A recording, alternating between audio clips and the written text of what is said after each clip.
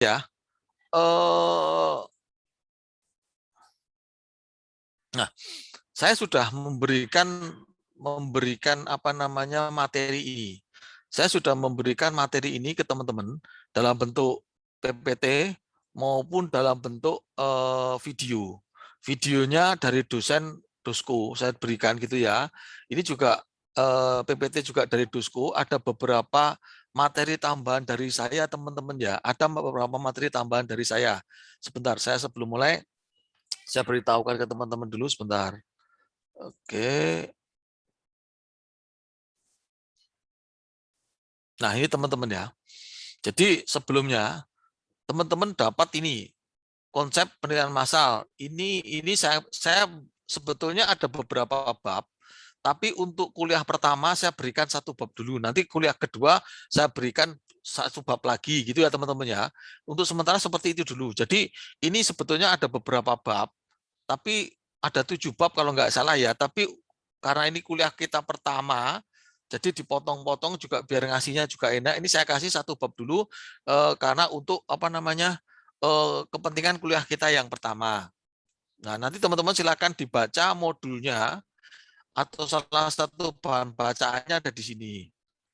Terus kemudian yang kedua, teman-teman saya berikan PMK 208/2018 tentang pedoman penilaian PBB terkait dengan penilaian di PBB. Kenapa saya berikan ini? Karena pada umumnya itu penilaian massal itu digunakan untuk melakukan penilaian di PBB P2. Ya, berarti teman-teman belajar di pajak dan retribusi daerah. Pajak daerah dan retribusi daerah. Sebenarnya ada materi PBB. Di dalam materi PBB mungkin teman-teman juga akan disinggung mengenai penilaian yang ada di PBB, khususnya PBB P2 ya. Khususnya PBB P2 yang dikelola oleh pemerintah daerah. Bukan PBB P5L atau P3L yang dikelola oleh DJP. Kalau untuk PBB P5L atau P3L itu tidak menggunakan penilaian massal sekarang. Ya, pada umumnya dia menggunakan penilaian individual biasa. Atas objek PBB P5L itu dinilai satu persatu. Karena setiap tahun dia menyampaikan formulir SPOP. Nah, kalau yang PBB P2 ini setiap tahun belum tentu menyampaikan SPOP. Karena objeknya banyak sekali. Gitu ya. Terus selanjutnya, sebentar nih, ganggu ini. Cap 533. Ini mungkin cap lama gitu ya. Kalian lahir tahun berapa? Pada umumnya. 2000-2001, Pak. 2000-2001. Ini kalian baru lahir, cap-nya sudah ada. Cap 533 2000. Nah, ini saya nggak tahu cap ini masih berlaku atau tidak. Tapi biasanya ini dulu adalah buku pintarnya teman-teman untuk mengelola PBB P2. Jadi dulu waktu PBB secara keseluruhan masih ada di DJP, salah satu yang digunakan untuk mengelola PBB itu ini, Cap 533. Nah, setidaknya teman-teman baca ini, Cap 533 ini. Ini kalian baca pun juga nggak akan habis karena ada sekitar 237 halaman. Ya, Cap 533 beserta apa namanya? Beserta isinya, apa lampirannya. Ada pendaftaran, pendataan, dan penilaian. Nah, tata caranya sebetulnya ada di sini semua. Jadi di pemerintah daerah itu kebanyakan copy paste dari aturannya DJP. Salah satu bahan yang di copy paste itu ya ini. Ini dulu buku saktinya atau apa namanya aturan yang digunakan untuk melakukan penilaian yang ada di DJP. Salah satunya adalah penilaian massal menggunakan ini. Itu ya, menggunakan ini. Nah, kalau dulu namanya kalau sekarang sistem info apa untuk melakukan pengelolaan PBB P2. Gitu ya. Jadi sistem manajemen informasi objek pajak itu untuk semacam alat untuk mengelola PBB P2, di dalamnya ada CAV, di dalamnya ada CAMA. Ya, ada CAV, ada CAMA, yaitu alat bantu untuk melakukan penilaian massal tadi. Nah, terus kemudian saya juga memberikan, nah ini silakan dibaca-baca gitu ya. Jadi buku-buku yang karangannya Pak Heru, karangannya Pak ini, apa namanya Pak Darwin dan lain sebagainya, juga ada beberapa yang ngambil dari ini, dari aturan ini. Tuh ya. Terus kemudian saya juga memberikan ini merupakan rangkuman pertanyaan dari dosku, gitu ya, rangkuman pertanyaan dari dosku yang sudah disarikan, yang sudah di apa namanya dikumpulkan, sehingga teman-teman kalau misalnya ada hal yang perlu ditanyakan bisa melihat ke sini dulu, kalau misalnya belum ada jawaban bisa ditanyakan ke saya. Nah, untuk sementara materi dalam bentuk apa namanya PDF yang saya berikan seperti ini. Terus teman-teman juga saya berikan materi ini ya, ini tapi dalam bentuk PDF. Kenapa saya berikan dalam bentuk PDF? Karena filenya ukurannya besar gitu ya. Nah, ini objek dan pendekatan dalam penilaian teknis penilaian PBB 2 yang di dalamnya ada penilaian massal tadi. Nah, oke teman-teman ya, sementara itu dulu materi-materi itu dulu yang saya jelaskan ke teman-teman yang saya berikan. Nanti silakan dibaca-baca. Kalau misalnya ada yang mau ditanyakan, nanti boleh gitu ya. Sementara ada yang mau ditanyakan dulu nggak teman-teman? Sebelum saya mulai untuk membahas materi yang pertama, silakan kalau misalnya ada. Ya, Pak. Oke, silakan, Sanita. Belum ada, Pak. Oh, belum ada, maaf ya. Oke, nggak ada ya. Aturan kuliah pokoknya seperti tadi gitu ya. Nanti kita sambil jalan. Untuk tugas, kemudian untuk penugasan, untuk apa namanya ujian tengah semester, ujian di apa namanya kuis-kuis dan lain sebagainya nanti sambil jalan akan saya beritahukan. Ya, kalau ini karena kita waktunya cuma 2 SKS, jadi nggak terlalu panjang. Kalau teman-teman yang kemarin mengikuti mata kuliah saya gitu ya penilaian residensial mungkin banyak sekali tugas-tugasnya karena memang kita sebetulnya praktek, tapi di dalam praktek itu karena kita belajarnya online ya terpaksa teman-teman praktek itu saya berikan tugas-tugas mandiri supaya teman-teman juga bisa praktek untuk mengumpulkan data, baik itu data yang bisa dikumpulkan lewat internet maupun data yang dikumpulkan lewat teman-teman harus mengukur ke lapangan, data ke lapangan dan lain sebagainya. Nah, itu tugas mandirinya banyak karena memang harusnya kita praktek. Tapi karena kalau yang ini kita cuma 2 SKS dan itu sebetulnya tidak praktek, ya mungkin tugasnya tidak sebanyak kalau teman-teman kemarin mengikuti mata kuliah saya properti residensial. Gitu ya teman-teman ya. Untuk yang teman-teman yang belum pernah dengan saya, untuk yang materi kali ini tugasnya tidak terlalu banyak sebanyak yang kemarin. Oke, kalau untuk nilai, insya Allah kalau teman-teman mengerjakan dengan bagus, ya hasilnya akan bagus. Itu ya, saya juga tidak akan pelit memberikan nilai kepada kalian. Yang penting kalian bisa maksimal. Kalau yang kemarin tidak ada ujiannya, kalau yang ini teman-teman ada ujiannya. Gitu ya, ada ujian aslinya, ada ujian tertulis. Kalau yang kemarin dengan saya penilaian properti residensial tidak ada ujiannya, teman-teman hanya mengerjakan apa atau membuat laporan penilaian. Nah, kalau yang sekarang teman-teman ada ujiannya. Oke ya, mungkin itu dulu. Terus kalau tadi ada masukan dari Syahnita, ada RPS yang baru, oke saya akan mengikuti RPS yang baru gitu ya. Itu hanya bobot penilaiannya yang berubah, terus kemudian formatnya juga berubah, namun materi yang disampaikan sama. Ya, hanya bobot penilaiannya berubah menjadi 30, 30, 40, 30 UTS, 30 UAS, kemudian 40 aktivitas gitu ya. Ada beberapa kok di apa namanya macam gitu ya, ada aktivitas kelas, ada ada nilai kuis, ada nilai tugas dan lain sebagainya yang 40 tadi. Oke teman-teman ya. Kalau nggak ada nanti sambil jalan saya mulai untuk slide yang ini. Oke.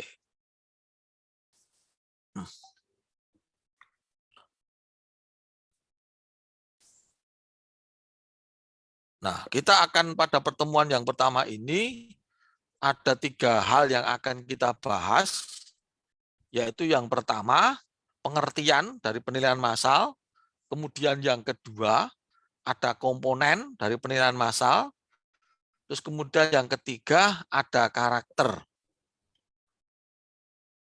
Nah, ini pengertiannya teman-teman ya. Pengertian penilaian massal yaitu penilaian secara sistematis atas sekelompok objek secara bersama-sama dengan metode yang terstandar. Jadi penilaian massal ini dilakukan gitu ya. Kenapa ada penilaian massal? Karena objek yang dinilai itu sangat banyak dan waktu yang digunakan untuk melakukan penilaian itu juga terbatas. Terus kemudian tenaga kerjanya atau sumber daya manusianya itu diusahakan juga seminimal mungkin. Gitu ya. Jadi ini dulu banyak dilakukan, digunakan untuk penilaian PBB P2. Ya, untuk penilaian PBB P2. Jadi kalau sudah masuk ke dalam semester 2, itu teman-teman di PBB mulai melakukan penilaian. Dulu saya di seksi pendataan dan penilaian, itu kalau di awal tahun kita melakukan pencetakan PBB. Ya, kita melakukan perbaikan dan lain sebagainya. Tidak terlalu banyak pekerjaan, yang banyak pekerjaan yang seksi PDI-nya. Terus kemudian selanjutnya SPPT dibagikan kepada wajib pajak. Nah, di seksi pendataan dan penilaian santai. Tapi di seksi keberatan dan pengurangan mulai panen permasalahan-permasalahan tersebut. Antara lain banyak yang mengajukan keberatan dan pengurangan. Nah, keberatan kalau untuk yang cek lapangan jatuhnya di seksi pendataan dan penilaian untuk melakukan perbaikan-perbaikan data. Nah, kira-kira di tengah tahun selesai urusan keberatan dan pengurangan. Terus kemudian mulailah melakukan penilaian. Nah, salah satu cara untuk ada penilaian massal, ada penilaian individual. Penilaian massal itu biasanya dilakukan untuk objek-objek yang sifatnya standar atau objek-objek yang ada pada umumnya. Ya kayak perumahan, terus kemudian apa sawah, ladang, tanah kosong dan lain sebagainya itu biasanya dilakukan dengan penilaian massal. Nah, penilaian massal ini awalnya datanya itu sudah masuk di dalam komputer. Hanya di apa namanya? Hanya seolah-olah direklasifikasi kembali, dilakukan penilaian ulang kembali. Nah, untuk bumi atau tanah itu menggunakan zona nilai tanah. Nah, zona nilai tanah itulah yang di apa namanya diperbaiki. Satu zona nilai tanah berisi beberapa objek pajak. Gitu ya. Jadi diperbaiki. Terus kemudian menggunakan CAV atau CAMA tadi, computer assist value. Penilaian dengan bantuan komputer. Nah, dibantu dengan komputer sehingga cepat karena objeknya ini banyak untuk penilaian massal. Tapi untuk high rise building, terus kemudian untuk lapangan golf, untuk bandara, untuk pelabuhan dan lain sebagainya tetap dilakukan penilaian individual, penilaian satu laporan penilaian. Tapi kalau untuk rumah pada umumnya, perumahan tipe 36, 45, terus kemudian rumah-rumah di pinggir jalan, rumah pada umumnya ya dilakukan penilaian massal. Terus untuk tanah itu ada yang dilakukan penilaian massal, ada juga yang dilakukan penilaian individual. Kalau untuk Jalan Sudirman itu juga bisa dilakukan penilaian massal walaupun objeknya Haris Building untuk tanahnya. Kenapa? Karena di sepanjang nilai tanahnya sudah tinggi, sudah sampai sekian juta rupiah, 80 juta rupiah. Tapi kalau misalnya objek di sampingnya ada rumah, sampingnya ada pom bensin, sampingnya lagi ada sawah dan lain sebagainya. Nah, itu pompa bensinnya itu bisa dilakukan dengan massal. Sedangkan objek di sekitarnya bisa dilakukan massal. Jadi misalnya kalau kita suka pergi keluar kota,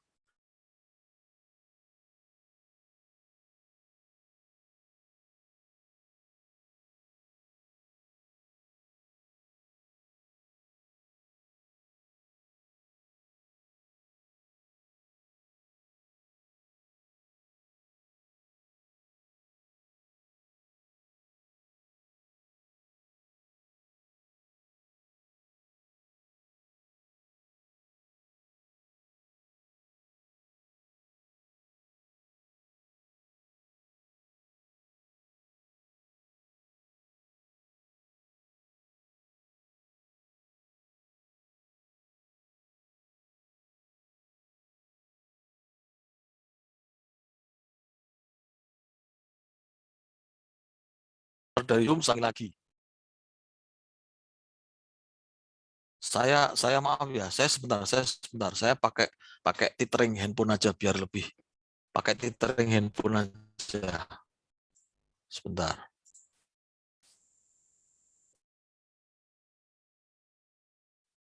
Oke.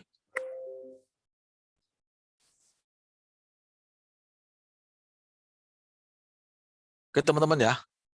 Saya maaf ya, saya lanjutkan lagi ya.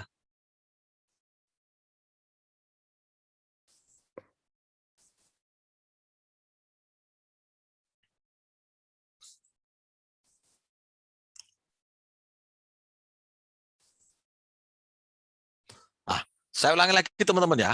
Jadi misalnya gini teman-teman. Kalau teman-teman pergi keluar kota, itu kan misalnya sawah-sawah, terus ada pom bensin di tengah sawah, terus ada sawah-sawah lagi atau ladang atau kebun gitu ya. Nah, itu biasanya sawah-sawahnya itu dilakukan penilaian tanahnya menggunakan metode penilaian massal ini. Oh, di sepanjang jalan ini untuk sawah misalnya NJOP-nya adalah 10.000 misalnya. Tapi begitu ketemu pompa bensin, NJOP tanahnya jadi berbeda. Oh, misalnya jadi 100.000 misalnya. Terus kemudian ke sana lagi menjadi 10.000. Nah, karena digunakan untuk kepentingan komersial, berada di tengah jalan, maka penilaiannya menggunakan metode penilaian individual. Gitu ya. Sedangkan sawahnya menggunakan penilaian massal. Walaupun nanti juga menggunakan NIR juga untuk melakukan penilaian tanah yang sifatnya individual tadi.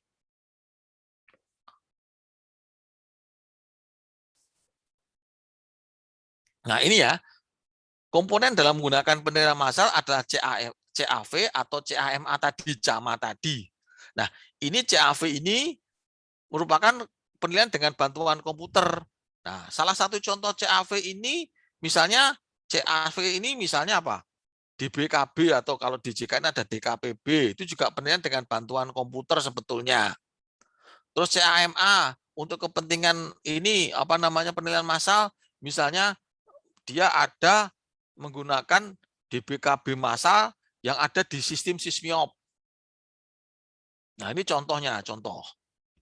Gitu ya. Pokoknya yang dengan bantuan komputer itu CAV. Terus kemudian ada juga yang menggunakan komponen penilaian massal. Oke. Terus saya lanjutkan lagi. Nah, latar belakang dilakukan penilaian massal ini adalah butuh proses yang cepat dan murah. Kenapa butuh proses yang cepat? Karena untuk PBBP 2 ini pada umumnya ini punya waktu kurang lebih hanya paling setengah tahun atau beberapa bulan.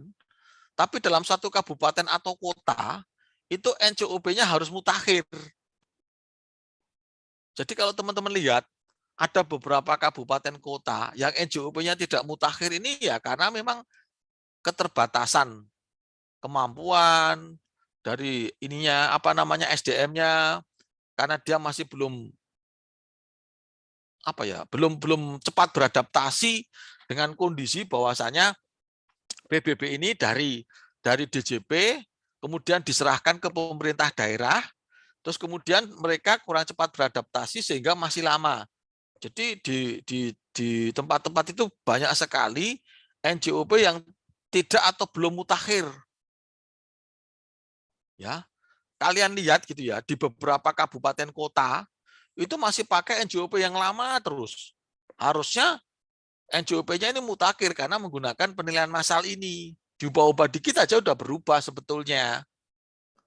Nah, tapi mereka hanya bermain di tarif. Supaya nggak naik, tarifnya dinaikin dikit, tarifnya dinaikin dikit gitu ya. Jadi misalnya tarif pajak daerah kan PBB P2 disebutkan paling tinggi 0,3%. Nah, mereka bermain di tarif sehingga apa namanya tidak dilakukan penilaian dengan apa namanya dengan konsisten. Nah, karena di sini objeknya banyak, terus kemudian SDM-nya yang tidak mampu. Nah, di dalam penilaian massal, kenapa dilakukan penilaian massal? Karena di sini objeknya banyak. Terus kemudian sejenis, yang dimaksud sejenis itu ya kebanyakan rumah, kebanyakan tanah kosong, misalnya gitu ya. Nilai ekonominya relatif rendah. Nilai ekonominya relatif rendah. Udah banyak yang dinilai, pajaknya yang masuk itu duitnya itu cuma sedikit. Nah, ini yang menyebabkan dilakukan penilaian massal. Tapi kalau penilaian individual itu objeknya cuma satu, Bandara Soekarno-Hatta misalnya gitu ya, itu mungkin udah bisa nutup setengah penerimaan dari kabupaten yang kecil-kecil. Ya, misalnya punya Bandara Soekarno-Hatta. Bandara Soekarno-Hatta itu kan gede banget gitu ya. Itu kalau PBBP 2 bisa masuknya 3 kota, masuk di Pemprov DKI, masuk di Kota Tangerang, masuk di Kabupaten Tangerang bandaranya. Gitu ya. Jadi masuk di Jakarta, gitu. Jakarta itu bisa Jakarta Utara dan Jakarta Barat. Kalau Bandara Soekarno-Hatta, gitu ya. Kalau Jakarta, walaupun Jakarta Barat dan Jakarta Utara tetap masuk satu kesatuan. Terus kemudian Kota Tangerang masuk lagi di Kabupaten Tangerang. Walaupun mungkin Kabupaten Tangerang dapat runway-nya, terus Kota Tangerang dapat beberapa bangunan kantornya dan lain sebagainya. Nah, komponen. Ada beberapa komponen dalam penilaian massal, yaitu manajemen data. Pengumpulan datanya biasanya menggunakan formulir-formulir tertentu. Salah satunya misalnya menggunakan formulir SPOP. Ya, yang kalian kenal, pada umumnya penilaian massa menggunakan suatu komponen yang dinamakan SPOP atau SPOP dan lampiran SPOP. SPOP digunakan untuk menilai buminya. Terus lampiran SPOP digunakan untuk menilai bangunannya. Terus data tadi yang dikumpulkan di lapangan tadi direkam atau dilakukan perubahan data. Jadi direkam oleh petugas perekam data, entry data. Terus datanya dikonfirmasi lagi, dikonversi data, dicocokkan dengan data-data yang lama. Terus kemudian disimpan datanya di dalam database, termasuk perubahan datanya. Jadi di situ login pakai NIP-nya siapa, pakai namanya siapa, kemudian disimpan. Jadi kalau ada perubahan data, oh ini yang ngubah si A, yang ngubah si B, ngubahnya tanggal berapa, ngubahnya karena apa, misalnya karena perekaman data tahunan misalnya. Oh karena mengajukan keberatan, karena mengajukan pengurangan dan lain sebagainya, data tersebut tersimpan dan teradministrasikan. Nah kemudian analisis data. Analisis data dengan menggunakan pengumpulan data transaksi. Pengumpulan data transaksi, kalau misalnya untuk melakukan penilaian tanah, biasanya tetap menggunakan pendekatan data pasar. Jadi mencari data transaksi, baik itu data jual beli maupun data penawaran atas tanah. Gitu ya. Walaupun nanti data yang diperoleh bukan hanya berupa tanah kosong, tapi data juga berupa tanah dan bangunan. Kayak kemarin teman-teman melakukan praktek penilaian properti residensial, nah itu juga sama. Tapi kalau yang kemarin kan kita melakukan seolah-olah penilaian individual. Kalau ini kita melakukan penilaian massal, nanti zona nilai tanah yang akan kita perbaiki dengan pengumpulan data transaksi ini. Terus kemudian data yang diperoleh dilakukan seleksi data. Jadi data-data yang memenuhi kaidah dan kriteria tertentu yang akan kita gunakan dari sekian banyaknya data. Terus kemudian datanya kita olah gitu ya. Kemudian dilakukan kajian perbandingan, data mana dilakukan analisis pasar kalau perlu. Kemudian dilakukan kajian perbandingan menggunakan market data grid dan lain sebagainya untuk melakukan penilaian tanah misalnya. Nah, kalau untuk penilaian pendekatan biaya untuk melakukan penilaian bangunan, itu seperti yang teman-teman lakukan kemarin, itu melakukan updating resource yang ada dalam DBKB. Tapi DBKB di sini adalah DBKB massal yang ada di Sysmiop, yang ada di sistemnya mereka, yang ada di sistem PBB-nya. Nah, jadi minta data ke PU, minta data ke toko bangunan dan lain sebagainya, datanya digunakan untuk memperbaiki database atas apa namanya DBKB, daftar biaya komponen bangunan, agar tadi menggunakan data yang berlaku pada saat ini. Nah, penilaian. Pada umumnya penilaian digunakan untuk tanah menggunakan pendekatan data pasar, untuk bangunan menggunakan penilaian pendekatan biaya. Di dalam penilaian massal itu tidak menggunakan pendekatan pendapatan. Karena sistemnya memang tidak mengakomodir menggunakan penilaian pendekatan pendapatan. Jadi tanahnya tetap menggunakan pendekatan data pasar, walaupun untuk melakukan analisisnya itu masih manual kalau tanah. Masih manual artinya dikerjakan menggunakan tangan, menggunakan sistem, paling menggunakan Excel untuk melakukan analisis datanya. Menggunakan Excel, dimasukkan ke dalam Excel, pakai kertas kerja yang bentuknya Excel. Terus kemudian ada zona-zona nilai tanah, nah nanti tinggal dimasukkan dari Excel tadi, oh zona AA, dimasukkan ke situ. Misalnya NGO atau NIR-nya adalah misalnya 1 juta. Kemudian zona AB, oh NIR-nya 800.000. Zona AC, NIR-nya 700.000. Dimasukkan ke situ semua. Gitu ya. Kalau untuk tanah, kalau untuk bangunan tadi yang dimasukkan ya resource datanya. Kita perbaiki datanya. Oh, harga pasir per kubik, per meter kubik sekarang yang semula 100.000 naik di tahun 2021 menjadi 120, ya di entry 120. Upah tukang yang semula hanya 100.000 di tahun 2021 naik jadi 120.000 di entry. Terus kemudian sewa alat yang semula misalnya sewa steger satu harinya adalah harganya 10.000 naik menjadi 12.000, ya di entry di situ. Itu teman-teman ya. Jadi ini untuk melakukan penilaian dengan menggunakan pendekatan pasar dan pendekatan biaya. Kemudian desain model itu sebetulnya sudah dibuat model-model tertentu di dalam aplikasi tersebut. Terus kemudian dikalibrasi dan dikaji ulang. Dikalibrasi itu cuman untuk mencocokkan nilai-nilai yang salah, atau dia diproses kalau kita buat video itu dikalibrasi itu kayak dirender gitu loh. Dirender.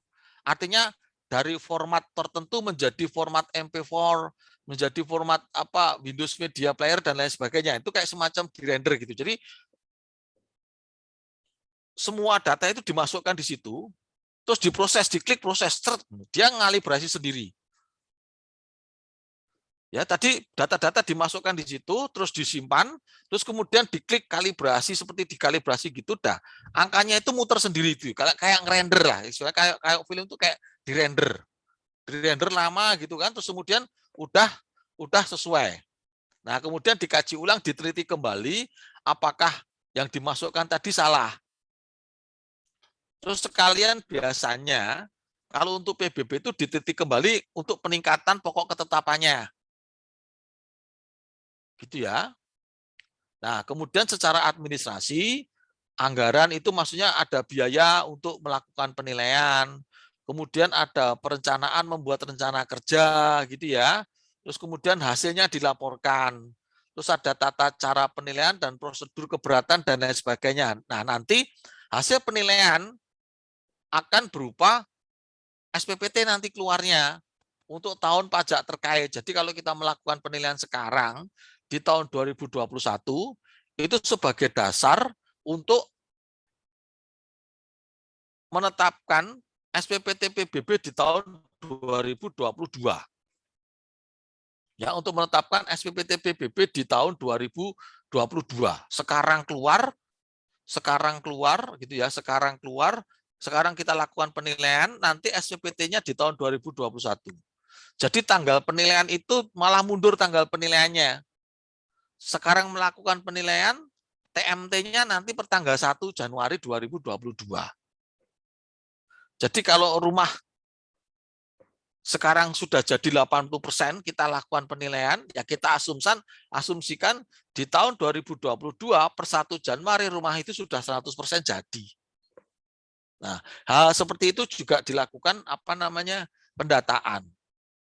Nah, namun demikian tidak setiap tahun dilakukan pendataan dengan tadi penyampaian SPOP. Asumsinya apabila data tersebut sudah masuk di dalam database, tidak ada perubahan, tinggal kita perbaiki data resource-nya. Nilai tanah dengan melakukan penilaian tanah, nilai bangunan dengan mencari data resource untuk dimasukkan ke dalam ke dalam DBKB-nya. Nanti bangunan akan keluar secara otomatis nilainya. Tanah kalau NIR-nya sudah kita dapatkan, sudah kita lakukan pemutakhiran data, penilaian dengan menggunakan data pasar di entry ke komputer, maka nanti akan keluar NJOP tanahnya. Nah, terus kemudian saya lanjutkan lagi ya.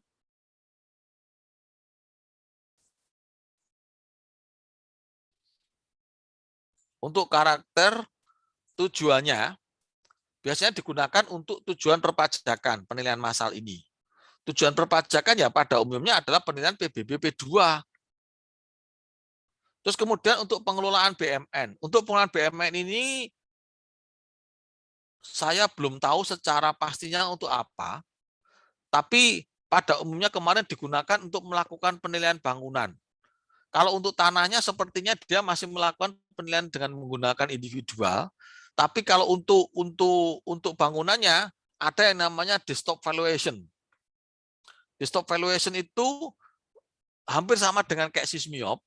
Jadi misalnya si pengguna barang, teman-teman tahu ya istilah pengelola barang dan pengguna barang tahu ya. Jadi kalau DJKN itu kan pengelola barang.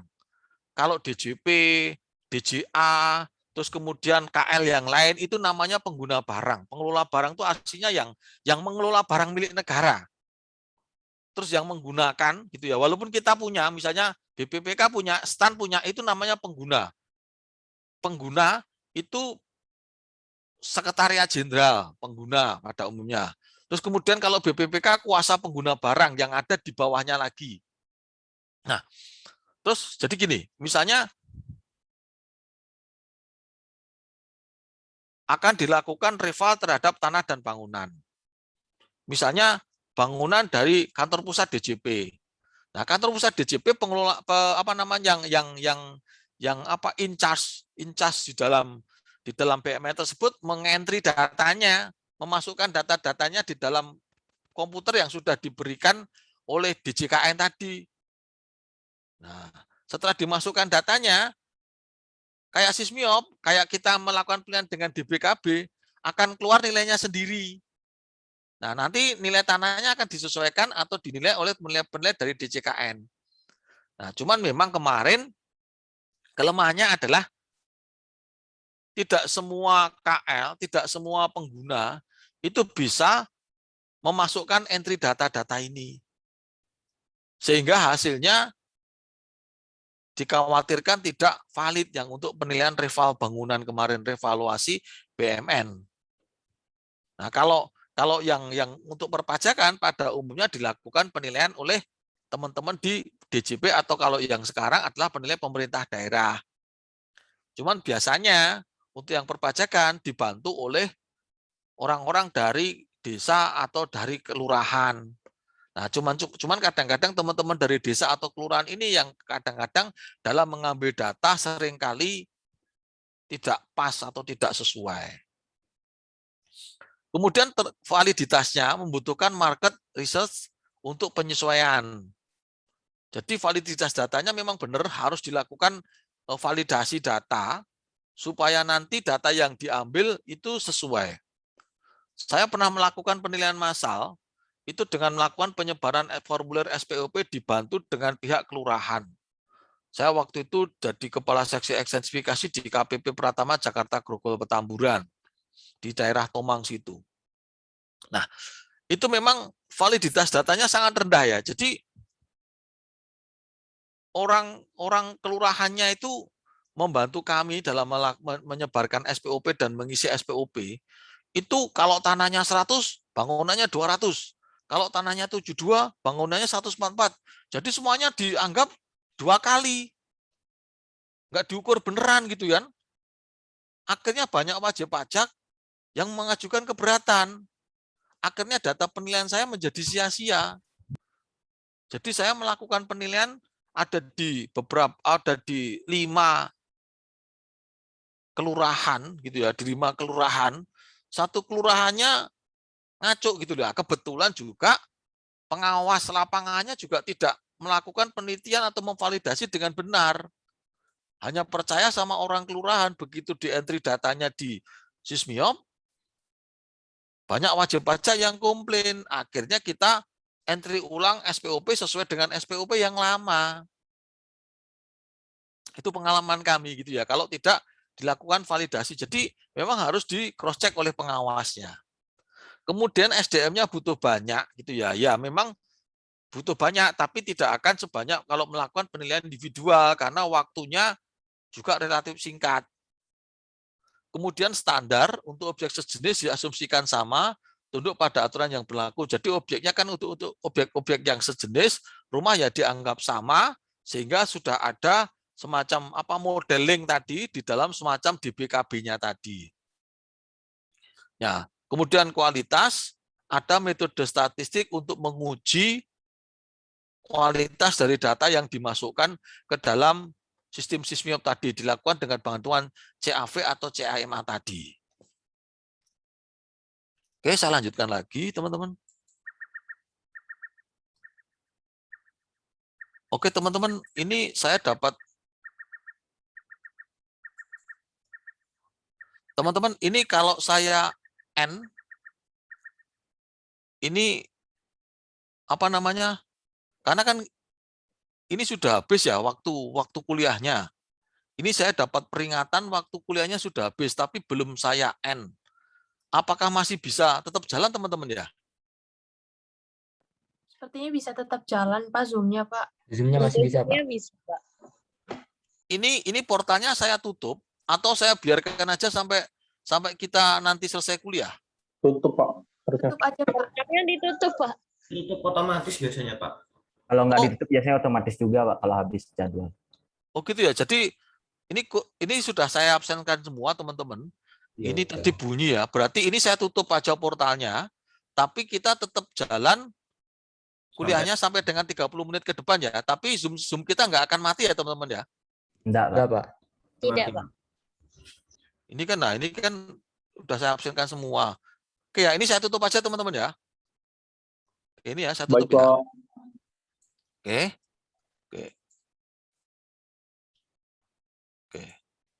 Oke, kita balik lagi ke sini ya, ke saat ini ya. Oke, teman-teman ya, berarti kuliah sudah secara formalnya kita masih kuliah tapi sudah selesai, ini sudah selesai. Ya, oke. Oke. Kemudian materi yang ini sudah selesai ya, materi yang ini sudah selesai. Nah, saya ingin memberikan kalian materi yang ini.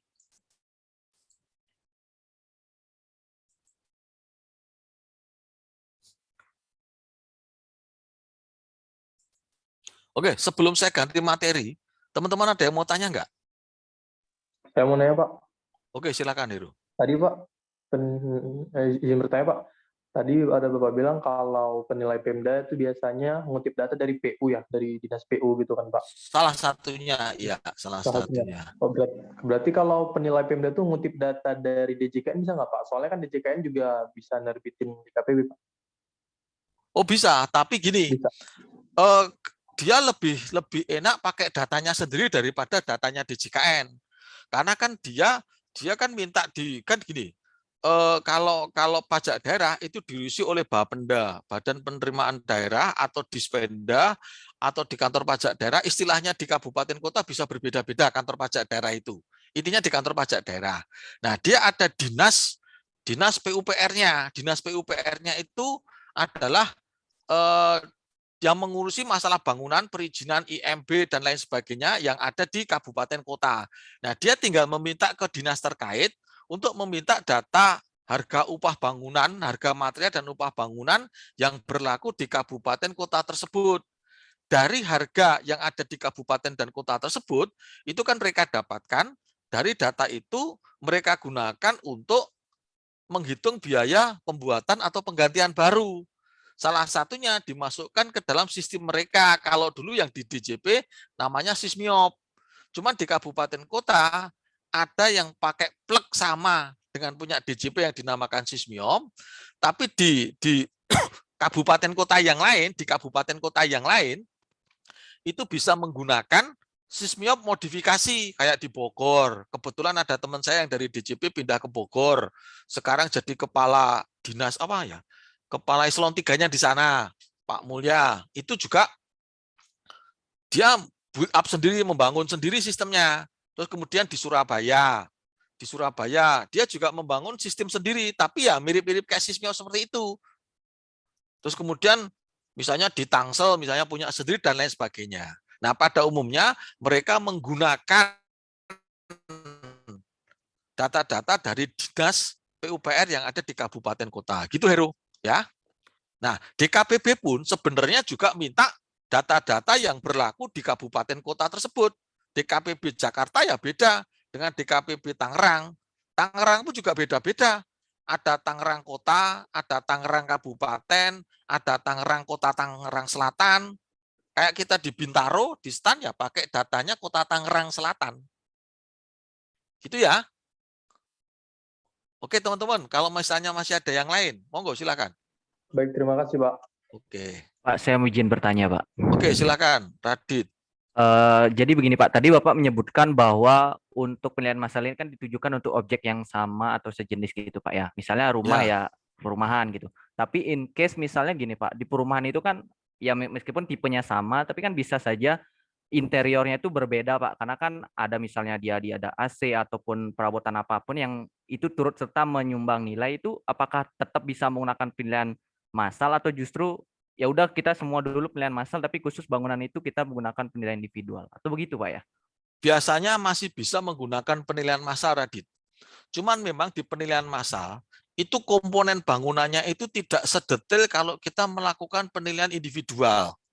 Di penilaian massal itu misalnya jenis lantai, itu misalnya cuman hanya apa misalnya teraso, ubin biasa, keramik, terus misalnya apa model-model yang kayak apa namanya marmer, terus kemudian granit itu di penilaian massa tidak ada. Kalau misalnya itu rumah tipe 45 tapi lantainya itu marmer, kalau masih dilakukan penilaian massal itu seolah-olah diibaratkan dia pakai keramik. Nah, kalau misalnya ada AC, ada genset, atau misalnya ada sistem pemanas air misalnya, itu masih bisa diakomodir di penilaian massal karena di penilaian massal juga ada apa namanya fasilitas bangunan, AC-nya berapa, listriknya berapa, itu masih bisa. Tapi tadi detail-detail kualitas apa namanya kualitas bangunan, misalnya sudah menggunakan bangunan yang kayunya jati, menggunakan bangunan yang marmer, menggunakan apa namanya model-model apa ya, misalnya interior yang menggunakan desain-desain tertentunya, itu masih belum bisa diakomodir. Kalau cuman yang satu luasnya 45, yang satu sudah ditingkat sehingga luasnya jadi 90, itu masih bisa. Karena kan ada luas bangunan di situ, luas bangunannya 45. Terus luas kalau ditingkat 90 itu masih bisa. Dan sistem di dalam penilaian massal itu juga akan membedakan. Oh, kalau tingkat itu apa macamnya biaya strukturnya itu berbeda kalau dibanding dengan satu lantai. Nah, itu akan berbeda. Di sistemnya berbeda. Cuman yang agak susah, yang tidak bisa dibedakan itu gini. Luasnya itu misalnya 90 meter persegi, luas bangunannya 90 meter persegi. Itu bawahnya 45, itu kan 90. Tuh kan? Tapi bisa jadi bawahnya itu 70, atasnya 20. Itu kan juga 90, itu kan dak. Hanya di dak beton sedikit belakang. Nah, sistem penilaian massal belum bisa mengakomodir yang seperti itu. Di dalam sistem penilaian massal modelnya itu masih kalau ada apa namanya luasan bangunan 90 terus kemudian 2 lantai ya berarti bawah 45 atas 45. Bukan bawah 70 atas 20. Nah, itu tidak terakomodir kalau yang seperti itu.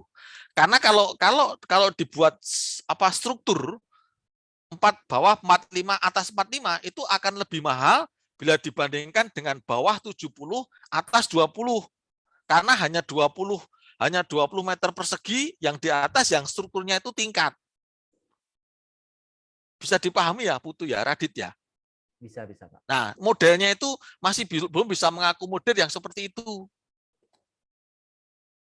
Modelnya itu masih pokoknya tingkat luasnya 100, 2 lantai ya 50, atas 50, bawah 50. Padahal bisa juga kan atasnya itu cuman bawahnya 90, atasnya cuman 10 meter persegi. Karena cuman buat dak jemuran doang. Nah, itu nggak bisa diakomodir di dalam penilaian massal. Sehingga masih ngikut sistem yang apa namanya? Sistem yang modelnya lantai 2 gitu. Cuman di dalam penilaian massal itu NJOP atau nilainya dalam tanda kutip lebih rendah dibanding penilaian individual.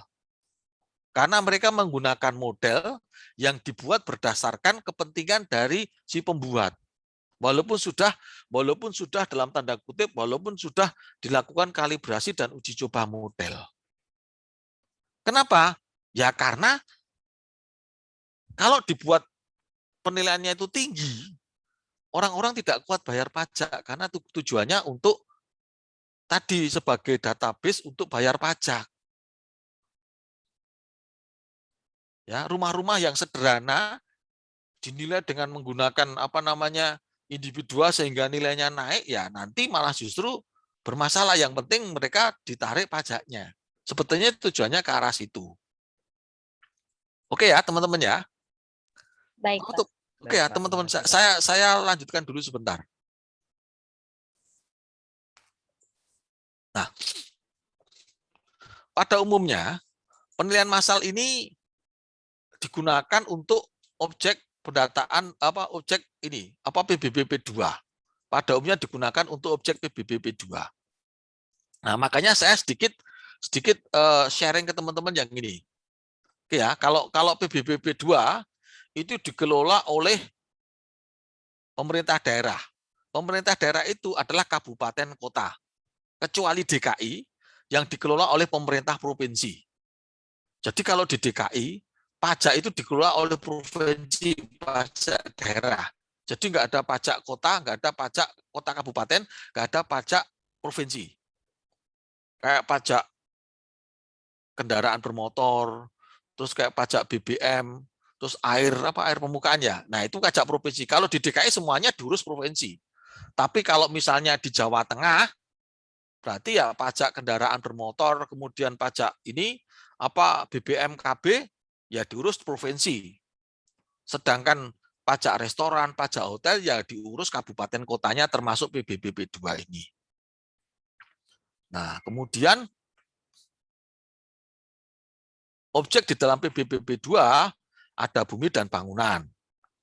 Ya, kecuali kawasan yang digunakan untuk kegiatan perkebunan, perhutanan dan pertambangan. Nah, ini kita lanjut ke PBBP 5L atau P3L. Gitu ya, istilah dulu namanya P3L, istilah sekarang namanya P5L. Nah, kita di luar wilayah ini. Gitu ya. Tapi masih masuk di dalam wilayah kabupaten kota. Ya, masih masuk di dalam wilayah kabupaten kota. Jadi kalau ada objek berupa bumi dan atau bangunan tidak masuk dalam wilayah kabupaten kota, yang narik PBB-nya adalah DJP. Kayak tol laut yang ada di Bali ya, itu yang narik DJP. Karena dia tidak masuk di kabupaten kota. Tidak masuk mungkin di Denpasar, tidak masuk di Badung, makanya dia yang narik pajaknya adalah DJP. Nah, itu. Terus, nah ini di dalam PBB ada objek pajak umum dan objek pajak khusus.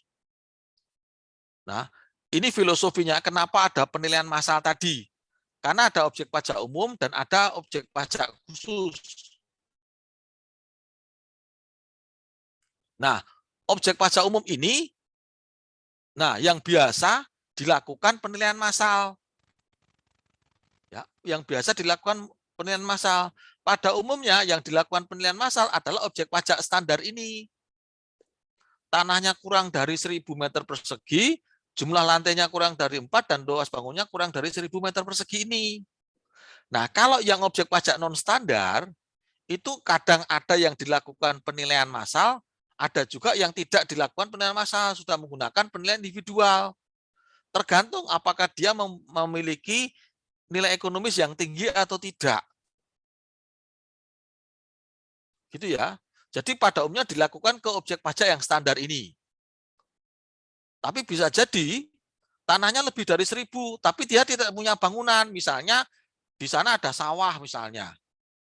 Di kabupaten kota kan memungkinkan, di kabupaten, jauh di sana misalnya gitu ya. Masih ada tanah yang misalnya luasnya 2.000 meter, bahkan 10.000 meter gitu ya.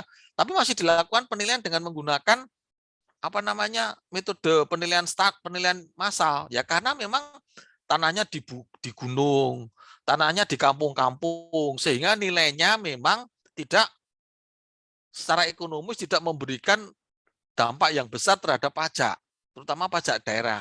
Makanya masih dilakukan penilaian tadi massal. Bisa jadi jumlah lantainya lebih dari 4, tapi struktur bangunannya menggunakan kayu dan lain sebagainya.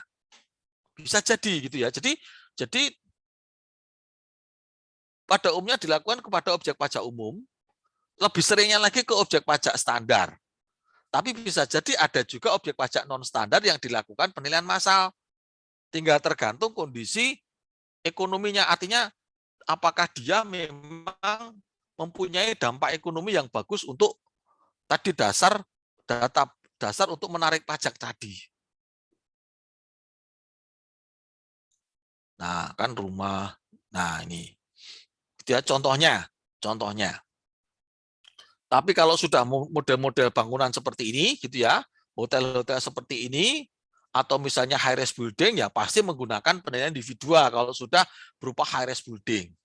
Tapi kalau nanti high-rise buildingnya ini berupa apartemen, terus kemudian apartemennya sudah dipecah-pecah, nah, untuk satu apartemen utuh biasanya dilakukan penilaian individual. Terus kemudian nilainya akan diproporsikan ke masing-masing kamar-kamar tadi.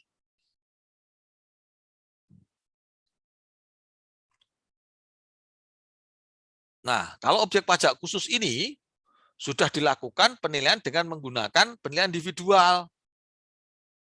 Ada jalan tol, terus kemudian dermaga, galangan kapal, teman-teman juga lapangan golf, pabrik jelas gitu ya.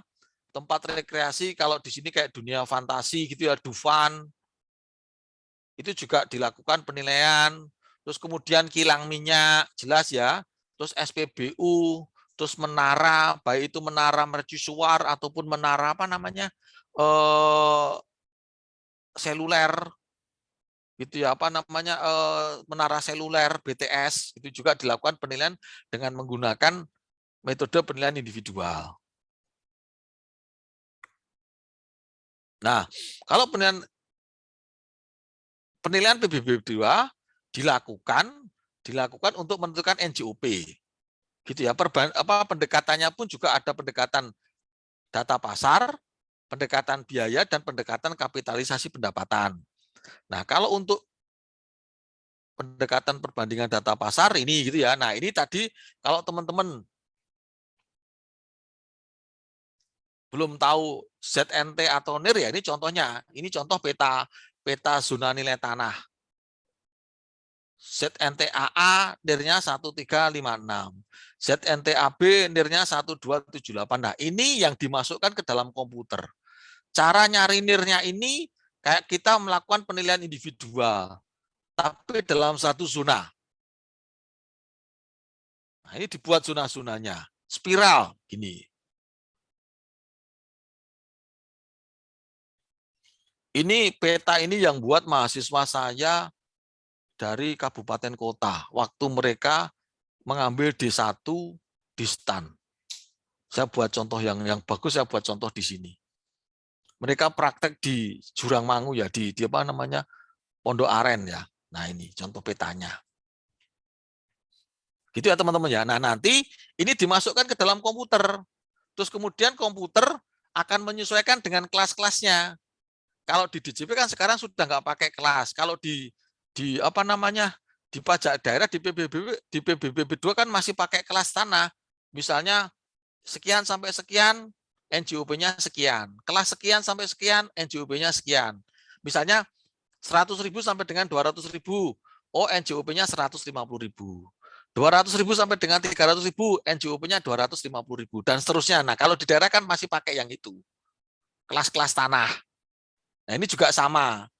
Yang kita masukkan NIR-nya ini, nah nanti yang keluar SPPT PBB-nya masuk ke sini. Jadi di dalam SPOP ini, kalau rumahmu ada di sini, nanti tanahmu zona nilai tanahnya akan ditulis AA. Dia akan mengikat keluarnya NIR NJOP-nya akan di kisaran ini. Nah, kalau si B rumahnya di sini, nanti akan ditulis zona nilai tanahnya AB. Sehingga nanti begitu keluar SPPT-nya, NJOP-nya ada di 1278. Nanti dimasukkan ke dalam ring kelas NJOP. Nah, kalau rumahnya ada di sini ya berarti AE. Dengan nilai 3.237. Nah, ini nilai ini dalam ribuan. Ditambah 0,3. Tapi memang penulisannya dalam peta seperti ini. Oke, kalau pendekatan biaya tadi ya menggunakan DBKB biasanya atau CAV atau CAMA tadi. Ini yang saya sebut kalau itu rumahnya beberapa lantai, misalnya ini ada 1, 2, 3, 4, 5 lantai ya, anggapnya seperti ini. Jadi kotak gitu ya. Padahal kan bisa juga lantai 1, lantai 2, lantai 3, lantai 4, lantai 5 itu berbeda-beda luasannya. Tapi di dalam model yang dilakukan dalam penilaian massal, itu ya sudah kotak seperti ini. Dianggap satu kotak gitu. Padahal berbeda-beda. Luasan lantai 1, lantai 2, lantai 3, lantai 4 gitu kan bisa beda-beda. Oke. Nah, kalau di dalam penilaian PBB untuk biaya, itu tadi tinggal memutakhirkan database-nya. Ya, tinggal memutakhirkan database-nya. Database terkait tadi apa namanya harga material, upah dan biaya-biaya terkait dengan biaya pembangunan baru. Nah, nanti penyusutannya dia akan update sendiri terkait dengan umur bangunannya. Tahun dibangun kapan, tahun direnovasinya kapan, penilaiannya dilakukan di tahun berapa. Dia nanti akan otomatis menghitung penyusutannya. Nah, kalau pendekatan biaya ini, pendapatan ini di PBBP 2 sebetulnya masih jarang dilakukan. Jadi mereka masih jarang dilakukan. Hanya di beberapa tempat kemarin teman saya yang ada di Bengkulu ngubungin saya gitu ya, karena di Pemdanya minta konsultasi terkait dengan penilaian untuk tambak. Di Bengkulu banyak tambak udang, apabila dilakukan dengan menggunakan penilaian pendekatan biaya dan apa namanya penilaian menggunakan data pasar, tidak susah untuk pembandingnya. Dia berkonsultasi tambak-tambak itu mau dilakukan penilaian dengan menggunakan pendekatan kapitalisasi pendapatan. Untuk yang ada teman-teman yang di Bengkulu gitu ya. Oke, kalau pendekatan kurang lebih sebetulnya ada 3 pendekatan dalam penilaian PBBP 2 sama dalam penilaian pada umumnya. Nah, ini hanya teknik penilaiannya. Kapan dilakukan penilaian massal, kapan dilakukan penilaian individual. Nah, semua penilaian PBB 2 digunakan untuk menilai NJOP. NJOP bumi digunakan penilaian massal dan individual. NJOP bangunan pun juga bisa menilai dengan penilaian massal maupun individual.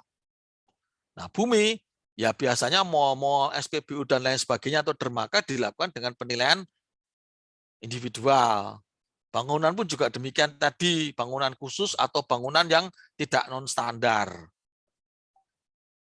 Nah, ini definisi penilaian massa sesuai dengan penilaian yang ada di PBB. Gitu ya, dia dengan bantuan komputer, terus kemudian NJOP tanah dilakukan penilaian dengan menggunakan NIR tadi atau zona nilai tanah. Nah, dia menggunakan DBKB. DBKB dengan menggunakan survei kuantitas metodenya. Terus analisa BUW. Analisa BUW itu apa? Semacam analisa RAB lah untuk penggantian baru. Untuk membuat biaya penggantian baru. Nah, karena objek pajaknya banyak, makanya dilakukan metode penilaian massal. Terus kemudian untuk penilaian massal ini, karena objeknya tidak mempunyai nilai ekonomis yang tinggi, makanya dilakukan penilaian massal. Nah, kalau penilaian individual, tadi karena objeknya mempunyai nilai ekonomis yang tinggi, sehingga dilakukan penilaian individual. Ya, karena high-rise building, karena restoran misalnya, karena misalnya rumah-rumah mewah. Nah, ada namanya penilaian semi individual. Itu biasanya melakukan penilaian dengan DBKB, terus laporan yang sudah ada formatnya. Itu biasanya dilakukan untuk objek-objek yang mempunyai nilai ekonomis yang tinggi, tapi tanah dan bangunannya seperti tanah dan bangunan massal. Biasanya dilakukan untuk perumahan-perumahan mewah, komplek ruko-rukan, dan lain sebagainya. Biasanya seperti itu. Itu teman-teman. Oke, yang terakhir kesimpulan, nanti silakan dibaca sendiri. Oke teman-teman, itu yang bisa saya sampaikan. Masih ada waktu 5 menit, kita gunakan untuk diskusi apabila teman-teman masih ada yang mau ditanyakan. Untuk materi pertama, perkenalan, penjelasan program, dan kenapa dilakukan penilaian massal gitu ya.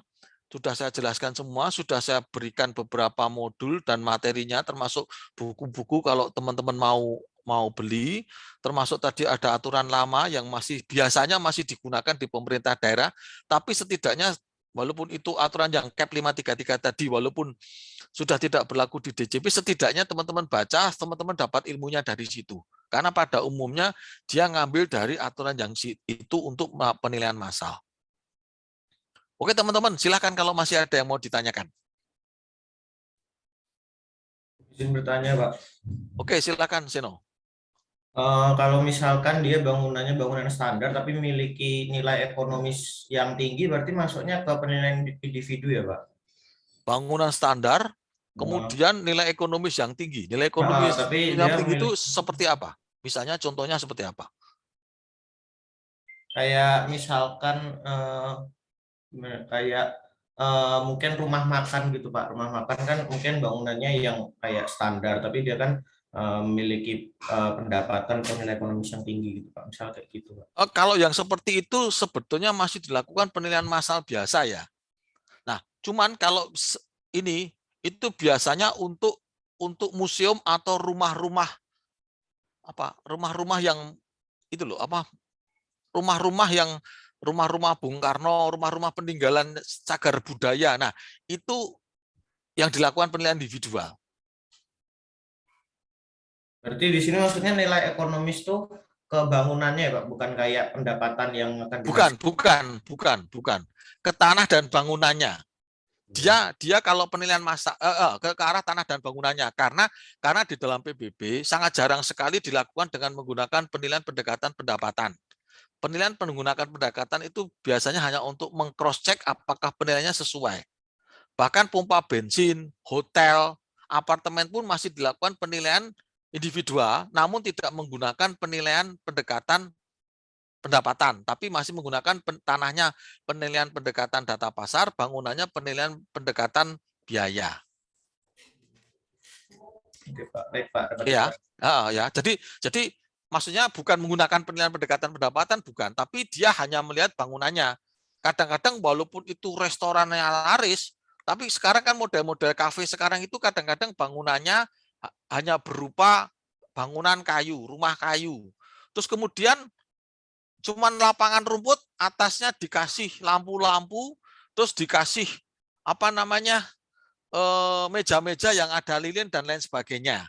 Yang model-model kafe kekinian sekarang kan banyak yang model seperti itu. Nah, itu tetap menilainya adalah tanah kosong kalau yang itu, dan bangunannya pun juga bangunan kayu. Walaupun itu yang beli banyak, bangunannya tetap dinilai sebagai bangunan yang kayu seperti itu. Terus kemudian kafe-kafenya kan model hanya dikasih lampu-lampu di atasnya, lampu atap terbuka, lampu digantung-gantungin, terus kemudian di bawahnya ada meja-meja dikasih lilin dan lain sebagainya. Nah, itu pun walaupun yang beli laris ya tetap dinilai hanya sebagai tanah kosong. Kalau bawahnya ada lantainya ya berarti ditambah perkerasan. Itu ya teman-teman ya. Ada lagi kah? Baik, Pak. Oke, silakan kalau masih. Izin bertanya, tapi ringan aja sih Pak. Oke, silakan. Kan ini penilaian massal ya, otomatis skala objek yang dinilai pasti banyak. Dan mungkin keterlibatan SDM penilainya juga banyak ya Pak. Dengan standarisasi penilaian properti. Nah, pastinya akan ada perbedaan kriteria atau perbedaan nilai. Nah, itu biasanya bagaimana untuk menangani hal itu sih Pak? Memang di dalam penilaian massal ini banyak juga terjadi subjektivitas. Benar, Sanita. Benar. Subjektivitas itu misalnya ini, untuk menentukan kondisi. Ada yang kondisinya sangat baik, jelek, atau sedang, kemudian buruk. Nah, ini antara si A, si B, si C bisa katakan itu baik, itu sedang. Nah, itu memang biasanya sebelum melakukan penilaian kita debriefing. Kondisi baik itu kalau seperti ini, kondisi buruk itu kalau seperti ini, kondisi sedang kalau seperti ini. Itu biasanya seperti itu. Terus misalnya juga gini, saya punya rumah saya ada granitnya, ada marmernya, ada keramiknya, gitu kan. Terus orang kan, loh ini dominannya yang mana ini? Nah, kita berikan, pokoknya kita yang dominannya kalau paling banyak keramik ya diisi keramik. Kalau paling banyak marmer ya diisi marmer, karena di dalam penilaian massal ini juga tidak bisa materinya itu macam-macam. Materinya hanya satu, lantainya ya hanya lantai apa namanya? Lantai karpet, atau penutup lantainya hanya keramik dan lain sebagainya. Nah, itu kita briefing. Pokoknya maksimal yang paling banyak itu yang mana? Nah, hal-hal seperti itu biasanya yang kita briefing. Cuman memang kita kadang-kadang meminta bantuan tenaga lain untuk melakukan penilaian. Nah, agak susah kalau dulu kan bisa mempekerjakan teman-teman honorer atau kita mempekerjakan penilaian teman-teman penilaian tertentu. Nah, ini kalau nggak ada yang kita pekerjakan, kita minta bantuan kelurahan. Ya kita sosialisasi dulu di kelurahan. Terus kemudian biasanya di setiap kelurahan itu ada petugas pengawasnya. Petugas pengawasnya itu waktu dulu dari DJP atau kalau sekarang ya berarti dari pemerintah daerah yang mengawasi.